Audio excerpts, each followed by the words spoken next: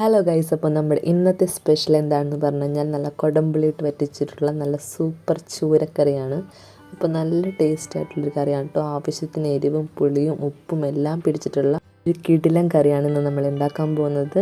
നിങ്ങളെല്ലാവരും ഇത് ട്രൈ ചെയ്ത് നോക്കിയും അതുപോലെ തന്നെ ഉണ്ടാക്കിയിട്ട് ഇതിൻ്റെ ഒരു അഭിപ്രായം നിങ്ങളെന്നോട് പറയാൻ വേണം കേട്ടോ. അപ്പോൾ നമുക്ക് നേരെ ഇതെങ്ങനെ തയ്യാറാക്കേണ്ടെന്ന് നോക്കിയാലോ. മീൻകറിക്ക് എപ്പോഴും നമ്മൾ വെക്കുമ്പോഴേക്കും മൺചട്ടിയിൽ തന്നെ മാക്സിമം വെക്കാൻ നോക്കുക, എന്നാൽ മാത്രമേ ആ ഒരു പെർഫെക്റ്റ് ടേസ്റ്റ് നമുക്ക് കിട്ടുള്ളൂ. അപ്പോൾ നമുക്ക് ചട്ടി ചൂടാക്കാൻ വെച്ചിട്ട് അതിലേക്ക് കുറച്ച് വെളിച്ചെണ്ണ ഒഴിച്ച് കൊടുക്കുക. ഒരു 2-3 ടേബിൾ സ്പൂണോളം വെളിച്ചെണ്ണ നമ്മൾ ഇതിലിട്ടിട്ടുണ്ട്.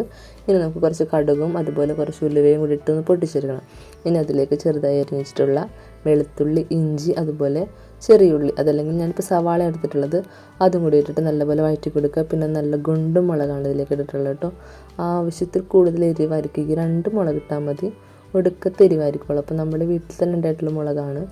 പിന്നെ ചൂടോടുകൂടി അതിനെ പൊട്ടിച്ചിട്ടുണ്ടെന്നാണ് ഇപ്പോൾ കറിയിലേക്ക് ഇട്ടിട്ടുള്ളത്. അപ്പോൾ അത് ഇട്ടതിന് ശേഷം നമുക്ക് പൊടികൾ ഇട്ടെടുക്കാം. 1 table spoon Kashmiri chilli, 2 table spoon മുളക് പൊടി, 1 ടീസ്പൂൺ മഞ്ഞൾപ്പൊടി.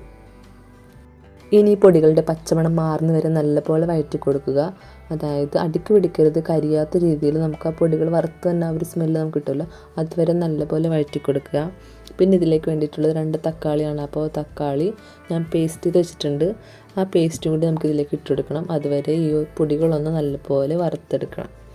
ഇനി നമുക്കിതിലേക്ക് തക്കാളി പേസ്റ്റ് ഇട്ട് കൊടുക്കാം. ഇനി നമുക്ക് ഈ തക്കാളിയും നല്ലപോലെ വേകുന്നത് വരെ ഇളക്കി കൊടുക്കുക. അതിൻ്റെ ആ ഒരു പച്ചമണം മാറിക്കഴിഞ്ഞാൽ മാത്രമേ കറിക്ക് ആ ഒരു ടേസ്റ്റ് കിട്ടുള്ളൂ. അതല്ലെങ്കിൽ ആ ഒരു പച്ചമണം നമുക്ക് ഹൈലൈറ്റ് ആയിട്ട് നിൽക്കും. അപ്പോൾ അതില്ലാണ്ടിരിക്കാൻ വേണ്ടിയിട്ട് നല്ലപോലെ ഇളക്കി കൊടുക്കുക. മാക്സിമം ഇളക്കിക്കൊണ്ട് തന്നെ ഇരിക്കാത്തല്ലെങ്കിൽ അത് അടുക്കി പിടിക്കും. ഈ ഗ്രേവി നല്ലപോലെ കുക്കായെന്ന് നമുക്ക് എങ്ങനെയാണ് കണ്ടുപിടിക്കേണ്ടതെന്ന് പറഞ്ഞു കഴിഞ്ഞാൽ, ഇതിങ്ങനെ ഇളക്കുമ്പോഴേക്കും പിന്നെ ചട്ടിയിൽ നിന്ന് ഈ ഗ്രേവി സെപ്പറേറ്റ് ആയിട്ട് ഇപ്പോൾ നിങ്ങൾ കാണുന്ന പോലത്തെ ഒരു പരുവത്തിലേക്ക് മാറും. അപ്പോൾ നമുക്ക് മനസ്സിലാക്കാം ഗ്രേവി കുക്കായിട്ടുണ്ടെങ്കിൽ നമുക്കിതിലേക്ക് മീൻകറിക്ക് വേണ്ടിയിട്ടുള്ള വെള്ളം നമുക്ക് ഒഴിച്ചെടുക്കാം. പിന്നെ നമ്മൾ നേരത്തെ കുതിർത്താൻ വെച്ചിട്ടുള്ള കൊടമ്പുളിയും ഇതിലേക്ക് ഇട്ട് കൊടുക്കാം. വെള്ളത്തിൻ്റെ അളവ് കുറച്ച് കുറവാണെങ്കിൽ നമുക്ക് കുറച്ചും കൂടി ഇതിലേക്ക് ഇട്ട് കൊടുക്കാവുന്നതാണ്. ഇനി നമുക്കിതെല്ലാം നല്ലപോലെ ഒന്ന് തിളപ്പിച്ചെടുക്കണം. അത് മാത്രമല്ല, നമ്മൾ ഇതുവരെ ഉപ്പ് ചേർത്തിട്ടുണ്ടായില്ല. ഇനി ഈ സമയത്താണ് നമ്മൾ ഉപ്പ് ഇട്ട് കൊടുക്കുന്നത്. അപ്പോൾ ആവശ്യത്തിനുള്ള ഉപ്പും ഇതിലേക്ക് ഇട്ട് കൊടുക്കുക. ഇനി ഇതൊന്ന് അടച്ചു വെച്ചിട്ട് നമുക്ക് കുറച്ച് നേരം ഒന്ന് തിളപ്പിക്കാൻ വെക്കാം. സമയത്ത് ഫ്ലെയിം നല്ലപോലെ കൂട്ടി കൊടുക്കണം. അങ്ങനെ 5 മിനിറ്റിന് ശേഷം നമ്മൾ തുറന്ന് നോക്കിയപ്പോഴേക്കും നമ്മുടെ കറി ഇവിടെ നല്ലപോലെ തിളച്ച് വന്നിട്ടുണ്ട്. ഇനി നമുക്കിതിലേക്ക് മീൻ കഷ്ണങ്ങൾ ഓരോന്നിട്ട് കൊടുക്കണം. ഇനി നമുക്ക് കഴുകി വൃത്തിയാക്കി വെച്ചിട്ടുള്ള ഓരോ മീൻ കഷ്ണങ്ങളും ഇതിലേക്ക് ഇട്ട് കൊടുക്കാം.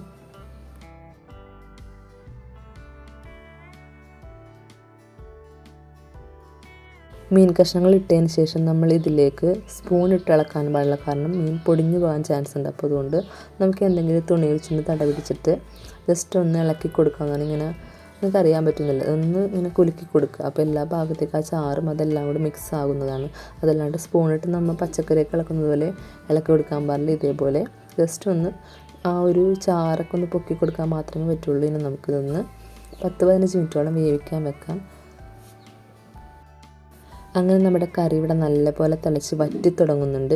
ഇനി സ്പീഡൊന്ന് കുറച്ചിടണം. ഒരു 15 മിനിറ്റോ അല്ലെങ്കിൽ 10 മിനിറ്റോ ഇങ്ങനെ തന്നെ കിടന്ന് വേകുമ്പോഴേക്കും സൈഡിൽ നിന്നെല്ലാം ആ എണ്ണ തെളിഞ്ഞു വരികയും കറി നല്ലപോലെ വറ്റാനും തുടങ്ങും. അപ്പോഴേക്കും നമ്മുടെ കറി ഇവിടെ ഓൾമോസ്റ്റ് റെഡിയായി വരുന്നുണ്ട്. ഈ സമയത്ത് നമുക്ക് ഉപ്പും പുളിയൊക്കെ ടെസ്റ്റ് ചെയ്ത് നോക്കാവുന്നതാണ്. അതെല്ലാം ഏതാണോ കുറവ് അതനുസരിച്ച് നമ്മൾ ഇട്ട് കൊടുക്കാം. അങ്ങനെ നമ്മുടെ ഇന്നത്തെ ചൂരക്കറി ഇവിടെ റെഡി ആയിട്ടുണ്ട്. ഇതിലേക്ക് കുറച്ച് വേപ്പിലയും കൂടി ഇട്ടിട്ട് ഗാർണിഷ് ചെയ്യാം. ഇതെന്തായാലും നിങ്ങളെല്ലാവരും ട്രൈ ചെയ്ത് നോക്കണം കേട്ടോ. നല്ല സൂപ്പർ ടേസ്റ്റി ആയിട്ടുള്ള ചൂരക്കറിയാണിത്.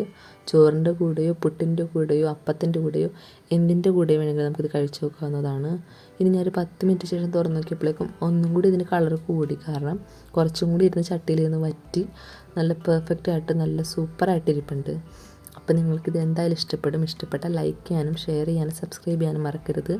അടുത്ത വീഡിയോയിലൂടെ കാണുന്നവരേക്കും ടാറ്റാ.